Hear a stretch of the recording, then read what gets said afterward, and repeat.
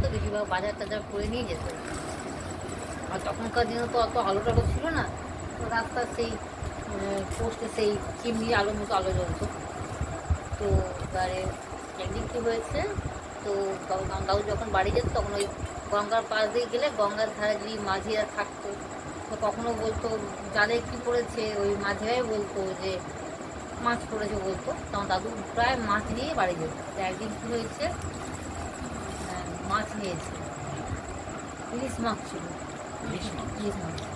ইলিশ মাছটা নিয়েছে। নিয়ে দাদু বললো আমরা তখন কটা বাজে, তাও 7টা 7:30 হবে, 7:30 মানে তখনকার দিনে অনেক রাত, এখন যেটা অত নেই। আর রাস্তা তো তখনকার দিন লাইট, রাস্তাটা তো আলো টালো ছিল না। এবার ইলিশ মাছটা নিয়ে দাদু বাড়ি যাচ্ছে, এবার হেঁটে হেঁটে যাচ্ছে। এবার হঠাৎ দেখছে কিছু রাস্তা যাওয়াতে একটা মনে হচ্ছে পেছনে কে দাঁড়িয়ে আছে। দাদু দাদু খুব সাহসী ছিল, ঠাকুর দাদা খুব সাহসী ছিল। তো পেছন দাঁড়িয়ে আছে, তো একটুখানি কাটা শিশে করলো, তারপরে হেঁটে চলে যাচ্ছে। কিছুক্ষণ পর আবার রাস্তা দিয়ে হাঁটছে, হঠাৎ কেউ বলছে দিয়ে দিয়েছে মা এখানে কুঁদরি আলু ভাজা না কি দিয়েছে, কুঁদরি ভাজা নাকি এটা, এখানে পটল দিয়ে নারকেল দিয়ে করেছে, ডাল করেছে, চিকেন করেছে, অনেক রান্না করে নিয়েছে আজকে করেছে। সবাইকে দিচ্ছে, ভাই খাচ্ছে। আমাদের বাড়িতে ডাইনিং টেবিলের জায়গা নেই রাখার জন্য, ওই জন্য মাটিতেই বসি। আর যেমন মা, আরে মাকে দেখাচ্ছি, মা তো মাই হয়, শাড়ি আবার জামা কাপড় কি আছে, চেনা বামুনের কইতে লাগে না, কথাতেই আছে। সবাই দেখে যেমন মাকে একবার করে দেখতে পাও ভিডিওতে। তো হ্যালো গাইস, তোমরা সবাই কেমন আছো? আশা করছি ভালো আছো। তো আজকে মর্নিংয়ে স্টার্ট করলাম না ব্লগটা, আজকে বেলার থেকে স্টার্ট করলাম। তো welcome back to my Kalpataru YouTube channel. সবাইকে জানাই শুভেচ্ছা আর ভালোবাসা, আন্তরিক ভালোবাসা। তো এখন ব্লগটা স্টার্ট করলাম। আমি যাচ্ছি এখন ঘরের সমস্ত কাজ করেছি, বললামই তোমাদের যে আজকে সিংহাসন টিংহাসন সমস্ত কিছু পরিষ্কার টরিষ্কার করবো। তো পরিষ্কার টরিষ্কার করে টোরে সব কিছু করে সমস্ত কাজ করে বলেছিলাম বাপের বাড়িতে যাব। তো মাকে কাল সকালে বলে দিয়েছিলাম আজকে যে আমি আসছি। মা ফোন করেছিল কখন আসবি, নিয়ে এখন বেরোলাম ঘর থেকে। মা রান্না ফান্না করে রেখেছে, বাপের বাড়ি বেশি দূর না এখানেই। তো এখন আমি বাপের বাড়ি যাচ্ছি, 5 মিনিটের রাস্তা বাড়ি থেকে। তো দেখো এটা আমার বাপের বাড়ির পাড়া, আমি চললাম এখন বাড়ি, চলে এসেছি মোটামুটি। আর একটুখানি গিয়েই, এটা আমার স্মৃতি, প্রচুর স্মৃতি এখানে জীবনের।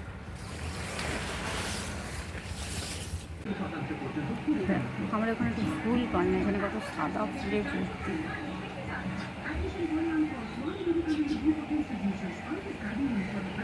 জাস্ট এই মাত্র ঢুকলাম, ঢুকে বসলাম, প্রচণ্ড গরম লাগছে বাইরে। এই ফেসিলিটিটা আছে, ওই দেখো মাছ দেখছো,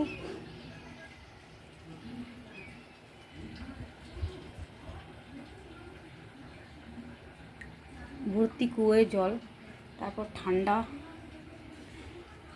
প্রচুর জল। দেখো মাছ ঘুরে বেড়াচ্ছে, দেখতে পাচ্ছ তোমরা?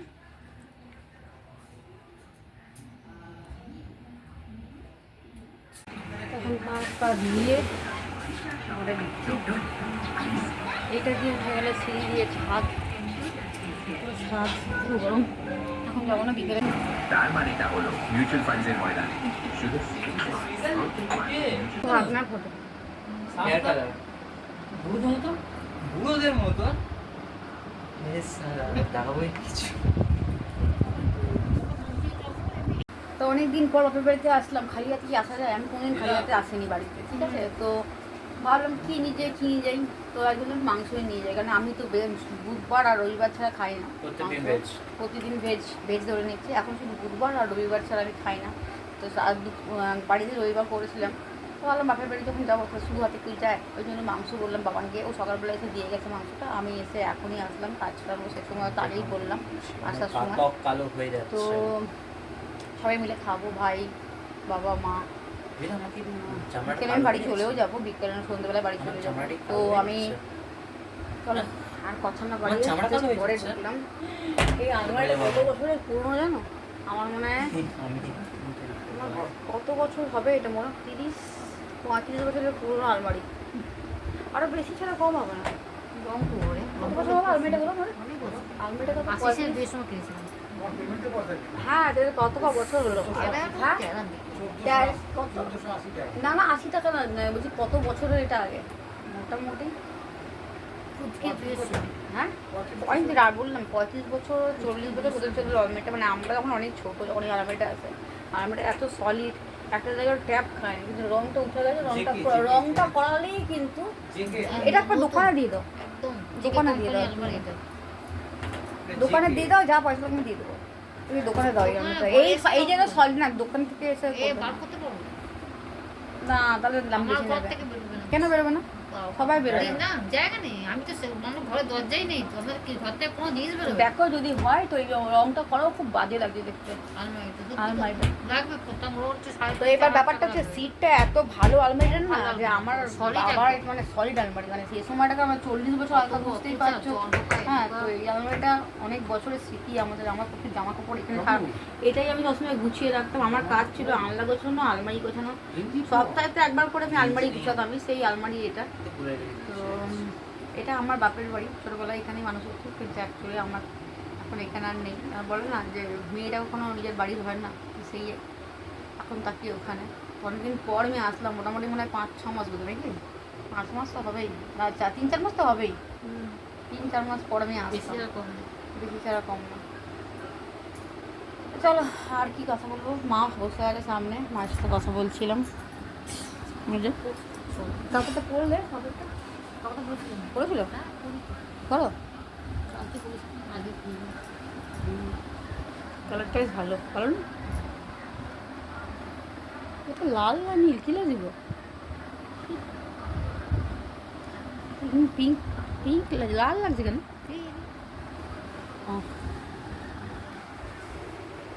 যাই হোক, জল খেলাম, এসে বসলাম। তো দেখো বসে গেছি খেতে, দিয়ে দিয়েছে মা এখানে কুঁদরি আলু ভাজা, না কি দিয়েছে, কুঁদরি ভাজা নাকি এটা, এখানে পটল দিয়ে নারকেল দিয়ে করেছে, ডাল করেছে, চিকেন করেছে, অনেক রান্না করে নিয়েছে আজকে। সবাইকে দিচ্ছে, ভাই খাচ্ছে। আমাদের বাড়িতে ডাইনিং টেবিলের জায়গা নেই রাখার জন্য, ওই জন্য মাটিতেই বসি। আর যেমন মা, আরে মাকে দেখাচ্ছি, মা তো মাই হয়, শাড়ি আবার জামা কাপড় কি আছে, চেনা বামুলের কইতে লাগে না, কথাতেই আছে। তো বসে পড়লাম খেতে, খাই একটুখানি, খেয়ে পরে আমার চাটনি করছো নাকি, চাটনি করো না, চাটনি করে আচ্ছা আচ্ছা হয়ে যাবে। কুদরি টেস্ট করলাম, কুদরি জীবনে কোনোদিন খাইনি, এই প্রথম আমার 5 লাইফে কুদরি খাওয়া, এই ফার্স্ট টাইম জীবনে, আইব্রো বানাইও খাইনি, বিয়ের পরেও খাইনি, এই ফার্স্ট টাইম। খারাপ লাগছে না, ভালোই লাগছে, আমি ভাই লোকে কী করে খায়।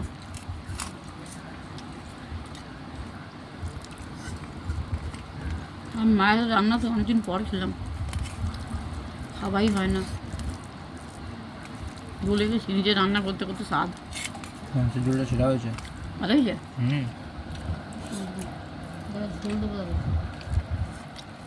আর আমাদের বাড়িতে অত তেল মশলা রান্না হয় না, খুব লাইট রান্নাই হয়। বাবা তেল মশলা বেশি পছন্দ করে না, আগে হতো, এখন একটু কমই দিয়েছে মা, তেল মশলা বেশি খায় না। পটলটা হেভি সুন্দর খেতে হয়েছে, আমি খেতে বসে গেছি দেখুন, কিন্তু দইটা খাইনি, সেই দইটা এখন বিকালে খাচ্ছি আমার আর আমার ছেলের। তো গুড ইভিনিং বন্ধুরা, এতক্ষণ শুয়েছিলাম, ভালো লাগছিল না বলে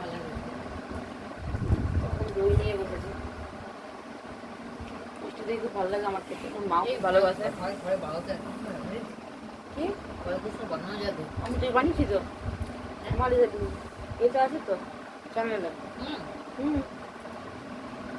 আমার দইটা, আমি যে দই মিষ্টি দই ঘরে বানিয়েছি, আমার চ্যানেলে তোমরা গিয়ে পেয়েও যাবে, কেন আমার চ্যানেলটা হচ্ছে কল্পতরু ব্লগ কিচেন, ওখানে আমার মিষ্টি দই বানানোর রেসিপিটা দেওয়া আছে, তোমরা যদি সার্চ করতে পারো তো অবশ্যই দেখে নিও। তবে এখন চ্যানেলটা আমি চালাচ্ছি না এই মুহূর্তে, কারণ একটা চ্যানেলটা ওঠাতে ওঠাতে আমার জীবন কালি হয়ে যাচ্ছে। তো এখন এটা যতক্ষণ করছি, এটা যখন পপুলারিটি আসবে তখন ওই চ্যানেলটা আবার শুরু করবো।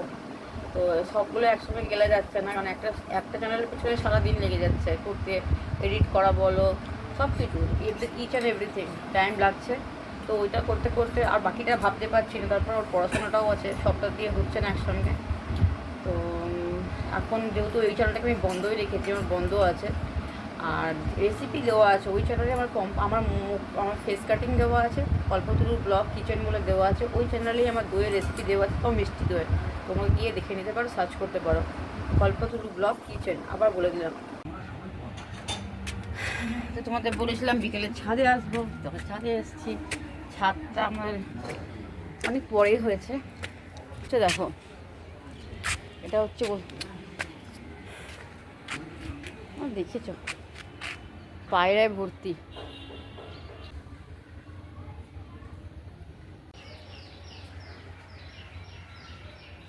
দেখি গাড়িগুলো সব নিয়ম মডারেশন হয়েছে। দেখো ওখানে নিচটাতে এটা আমাদের জেঠুর বাড়ি, মানে আমার জেঠুর বাড়ি। তো এটা হচ্ছে পুরো নিচটাতে সাদা আকন্দ ফুলে ভর্তি।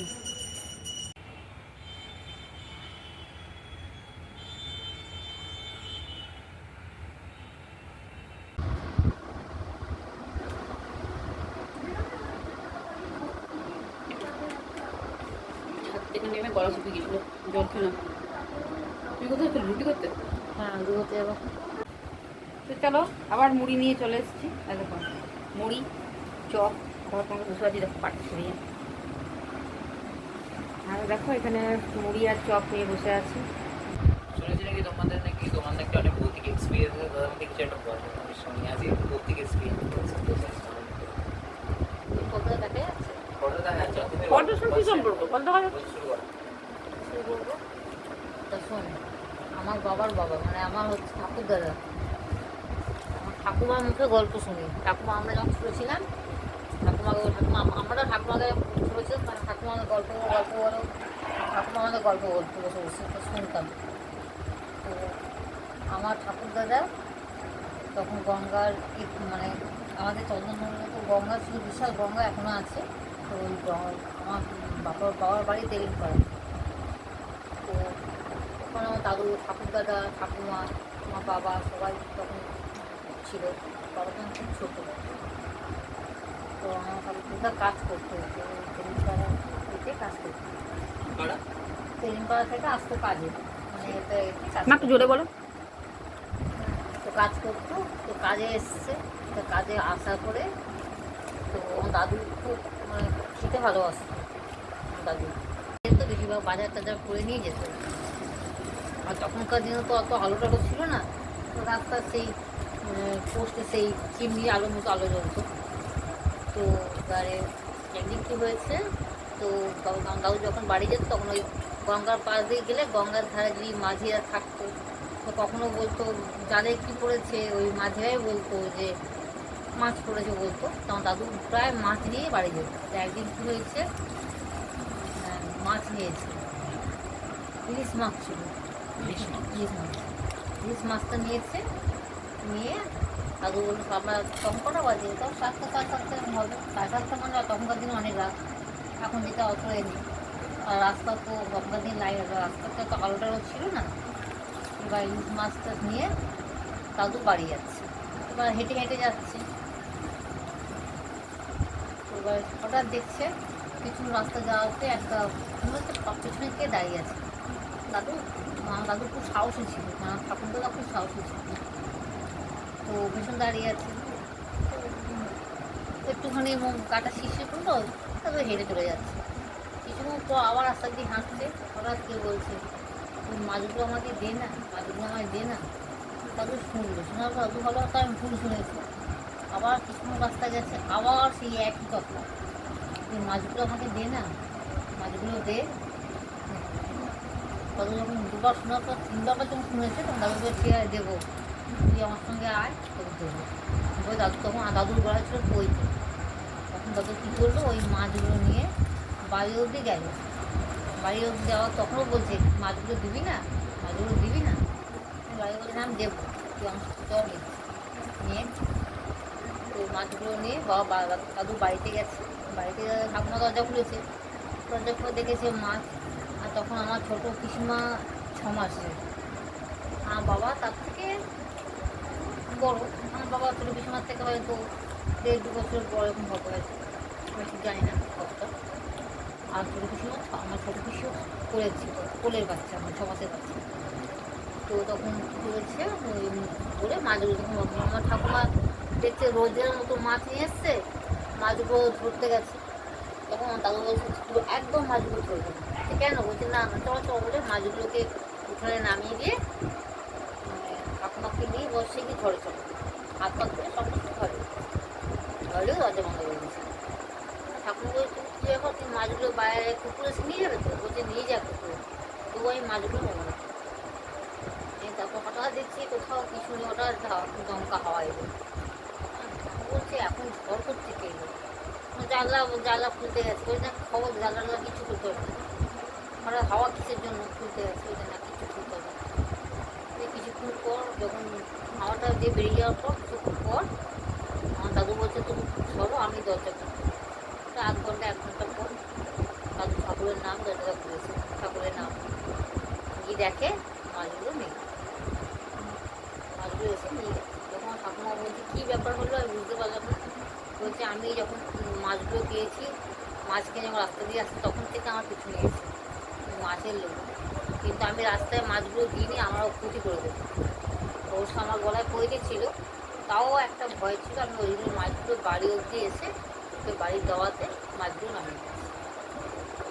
এই হচ্ছে ঠাকুমা আবার তখন ভয় পেয়ে গেছিলো। দাদুর ভয়ের কিছু নেই, যে নেবার সে মানে বাইরে যদি দিয়ে দিত তখনই মেরে দিত। হ্যাঁ, তো বাইরে দেয়নি, বুদ্ধি করে ঘর পর্যন্ত নিয়ে এসছে, এটাই অনেক মানে প্রাণে বেঁচেছে, মাছগুলো গেছে যাক, জীবনটা থাক।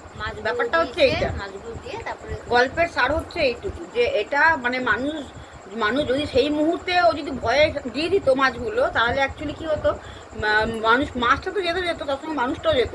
কিন্তু ওই মাছের লোভে যে ওর পিছনে এসছে, মানুষটা যে ঘর পর্যন্ত এসছে, ঘরে ঠাকুর দেবতা আছে যেহেতু, ওই জন্য ঘরটা দরজাটা বন্ধ করেছে, ও এসছে নিজের খাবারটা নিয়ে বেরিয়ে চলে গেছে। ওটা হচ্ছে ব্যাপার। আর তখনকার দিনে ভূত প্রেত ছিল, ভূত প্রেত কথা তখনও শুনেছি, প্রচুর ঘটনা এরকম আছে, অনেক ঘটনা আছে। তা আমার মার কাছ থেকে অনেক গল্প আমরা শুনি, কারণ আমরা ছোটোবেলা শোনা, আমার দিদা এগুলো আমাদের বলতো ছোটোবেলা, দাদুও বলেছিল, দাদু থেকে শোনা। আর আমি শুনেছি আমার ঠাকুমার কাছ থেকে, মানে আমার নিজের ঠাকুমা, মানে যার স্বামীর সঙ্গে হয়েছে ঘটনা। ও আমার মা আবার ঠাকুমার সঙ্গে শুনেছে। ঠাকুমা আমাদের গল্প বলো, আমি ঠাকুমার কাছ থেকে শুনেছি, আবার ঠাকুমা আমাদের গল্প করতো। তো তুমি তোমার ঠাকুমা কাছে, তোমার ঠাকুমাকে তো আমি দেখিনি, আমার দিদা আমাকে গল্প, আমার দিদার কাছ থেকে আমার এই ঘটনাগুলো শোনা। আমি কোনোদিন বলিনি, কারণ আমার মায়ের মুখ থেকে শুনলে একটু বেশি ভালো হবে, কারণ মা তো আমার থেকে বেশি একটুখানি এজেট। আমার মায়ের মাটা যেটা উপলব্ধি করেছে সেই সময়টা তো নিশ্চয়ই আমি জানি না। তাই আমি হয়তো বললে পরে এটা খুব বাজে হতো, যে আমি না জেনতে হয়তো উল্টোপাল্টা কিছু বলে দিতাম, তার থেকে বরঞ্চ আমার মায়ের মুখ থেকে শোনাই ভালো ছিল। এত প্রসাদটা রেখে দিয়েছিল মা, খাইনি, একটা চপকে অর্ধেকের থেকে অর্ধেক খেলে একটুখানি আমার জন্য রেখে দিয়ে। তো কালকে দাদা আমাকে বললো একটাই কথা, যে পম্পা আমরা এত কিছু করছি, বাড়ি ঘর বাড়ি সব কিছুই আমরা করছি, আমাদের এত মানে রিলেশনশিপ বলো, ঘর বলো, বাড়ি বলো, সম্পর্ক বলো, সব কিছুই ঠিক আছে, সব জায়গায় ঠিক আছে। কিন্তু ব্যাপারটা হয় কী বলতো, যখন আমরা শ্মশানে যাই না, আর শ্মশানে যখন যাই তখন কিন্তু আমাদের যে একটা নাম থাকে, পার্টিকুলারলি যে নামটা নিয়ে আমরা পৃথিবীতে আসি, জন্মাই কিন্তু নাম নিয়ে না, নামটা আমাদের পরে হয়, বাবা মায়েরা রাখে বা গুরুজন ব্যক্তিরা রাখে। কিন্তু সেই নামটা ওই যতটুকু আমি ঘরে আছি ঠিক ততটুকুই কিন্তু আমার নামটা, যেহেতু আমি শ্মশানে চলে যাব তখন আমার নামটা কিন্তু অলরেডি বডি হয়ে যাবে মানে এটাই, যে যখন কোনো কাজ হয়তো লাশটা হয়তো একটা লাশের পর হয়তো পরের লাশটা পড়াবে, তখন হয়তো সেটা হবে এই বডিটাকে এখানে নিয়ে আয়, ওই বডিটাকে ওইখানে চাপা, ওই বডিটাকে ঘি মাখালি, তো এই ব্যাপার হচ্ছে তখন। তো এইটা হলো ব্যাপার, যে আমরা মরে যাওয়ার পরে কিন্তু আমাদের আর কিছু থাকে না, কোনো অস্তিত্ব থাকে না। তো সেই জায়গার থেকে অহংকার জিনিসটাকে আমি জাস্ট এটা তোমাদের মিন করলাম, যে আমরা আজ নয় কাল সবাই একটা সময় পরে আমাদের গতি কিন্তু শ্মশানেই। তো সেই জন্য এটাই বলতে চাই, দাদা আমাকে কালকে বোঝালো ব্যাপারটা, যে একটা সময়ের পর সবাই কিন্তু যার যত বড়ই ইমারত হয়ে যাক, যার যত বড়ই যত সম্পত্তি হোক, যার যটা গাড়ি থাকুক, বাড়ি থাকুক, যাই থাকুক, সবাই কিন্তু সেই একটা জায়গাতে গিয়ে মানে মুক্তি পায়, সেটা হচ্ছে শ্মশান। সেখানে আমাদের নামটা পম্পা বা ঝুম্পা বা অন্য আদার্স যারা আছে সেটা থাকে না, সেটা কিন্তু হয়ে যায় একটা লাশ, একটা বডি। এটাই কথা বলার, জীবনের কিন্তু অহংকারকে ঠাঁই দেয় না, অহংকার কিন্তু মানুষের জীবনে সবথেকে বড় পতনের কারণ। তো এটাই বোঝা গেল, এটা আমি কাউকে কিস করে বলিনি, কাউকে কিছু মানে ভেবে বলিনি, যেটা আমি শুনলাম। মানে দাদাটা কিন্তু যথেষ্ট বড় লোক, যথেষ্ট অনেক ফিল্ড আছে, অনেক কিছুই আছে তারপরেও সে যখন এই কথাটা নিজের জীবন থেকে এক্সপিরিয়েন্স নিয়ে কথাটা বললো, তো সেই জায়গা থেকে তোমাদেরকে আমি এটাই বললাম যে অহংকার জীবনে কখনো জায়গা করতে নেই। অহংকারের জায়গাটা কিন্তু সেই ঘুরিয়ে সেই খারাপের জায়গাতেই আসে। তো আর কি বলবো বলো, সবার এই আর যখন আমরা আবার বলে যে যারা লাশ নিয়ে যায়, আমি এটা শুনেছি যারা লাশ নিয়ে যায় মানে মানুষ মরে যাবার পর যারা নিয়ে যায় আর কি, তাদেরকে কিন্তু মানে লাশটা কিন্তু মানে সেই মানুষগুলো কিন্তু লাশটাকে নিয়ে যাচ্ছে না, লাশটা কিন্তু সেই মানুষগুলোকে নিয়ে যাচ্ছে। এটা কথা বলার অর্থ যে লাশটা দেখাতে চাইছে যে তোমাদেরও শেষ গতি কিন্তু এই জায়গাটাতেই আছে, তবে আমাকে আজকে করতে এসো, কাল কিন্তু তোমার পালা। তো এটা হলো ব্যাপার, প্রত্যেকের জীবনে সেই একটাই ঘটনা আছে। তার জন্য এই জায়গাটায় কখনো অহংকারকে ঠাঁই দেবে না, যা যেরকমই হয়ে যায়। অহংকার মানুষের পতনের কারণ। চলো, অনেক তোমাদের জ্ঞান দিয়ে ফেললাম, অনেক ভালো কথা মন্দ কথা বললাম তোমাদের। আমি কাউকে উৎসর্গ করে কথাটা বলিনি, সবাইকে নিয়েই বলেছি। আমি আমার নিজের ক্ষেত্রেও বলছি, আমি কাউকে নিই না, আমার নিজের ক্ষেত্রে বলছি। এই জিনিসটাকে মাথায় রেখে সবসময় চলতে হবে যে জীবনের শেষ প্রান্তটা কিন্তু ওটাই আমাদের মানে ওইটাই আমাদের জায়গা। আমরা যতই বড় খেলোয়াড় হয়ে যাই, যতই যাই করে দিই জীবনে, কিন্তু ওই জায়গাটাই আমাদের যেতেই হবে, আর ওই জায়গাটাকে আমাদের উঠতেই হবে, আর ওখানেই আমাদের শেষ গতিটা। সেটাই তোমাদের বলা। আর কিছু না, দাও। আমার মা চা নিয়ে হাজির হয়েছে। আজকে আমি তোমাদের অনেক জ্ঞান দিয়ে ফেললাম। মা তখন থেকে ছাদে যা ছাদে কি আছে বলতো, চলো ছাদে যাই। চলো, আমাদের এখানে আমাদের ছাদে তো নেই, হাওয়া নেই আমার ছাদে। না, আমি ছাদে উঠছি না অ্যাকচুয়ালি, রাত্রেবেলা আমার তখন রিল টাইম থাকে। চলো ছাদে যাই, চলো। তো এখন খাওয়া দাওয়া কমপ্লিট করে বাড়ি যাচ্ছি, আর এখন বাজে 10টা। বাড়ি চললাম, এখন বাজে কত? 10টা কত? 10টা 21। হ্যাঁ, 10টা 21 বাজে, অনেক রাত হয়ে গেলো। বাড়ির কাছে যেহেতু ওই জন্য মা বললো খাওয়া দাওয়া করে যেতে, তো খাবারটা খেয়েই এলাম, এসে আবার বাড়ির দিকে হাঁটা দিচ্ছি। বন্ধুরা, আজকের মতো ভিডিওটাকে আমি এখানেই শেষ করছি। সবাই ভালো থেকো, সুস্থ থেকো, ভালো রেখো। গুড নাইট, শুভরাত্রি।